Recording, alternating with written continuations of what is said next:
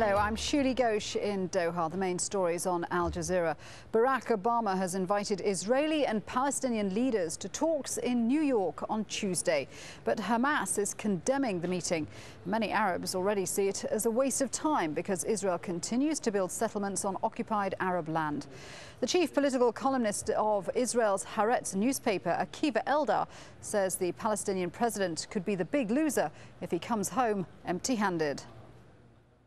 As always, the weakest party has got more to lose. They can't afford, and I mean, of course, the Palestinians, Mahmoud Abbas, Abu Mazen, he can't afford to go back home empty-handed again.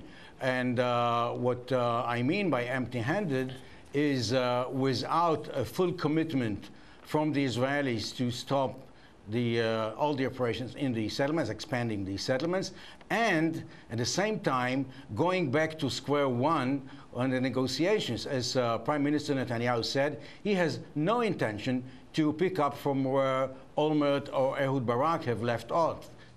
A rebel leader in the Central African Republic has told Al Jazeera his fighters will oppose plans for presidential elections next year.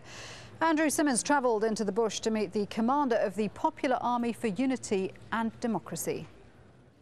Disarmament must come before the elections. Without it, there can be no elections. While that falls short of a direct threat, disarmament is not linked to the 2010 elections and is scheduled to take 3 years. A stumbling block? No, says the government. Now, as many females in Egypt will confirm, sexual harassment by men there is a national disgrace. Campaigners say women are vulnerable and unprotected in the male-dominated society. Now, more women are learning to defend themselves, as Amr El-Kahi's been finding out. What used to be a leisurely stroll through Cairo streets for some women has now become more like a gauntlet run.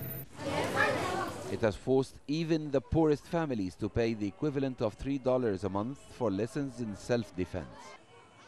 It's money that should have been used for food, but for Egyptian women, security is not a compromise. And you can find the latest on all those stories and more at aljazeera.net/English.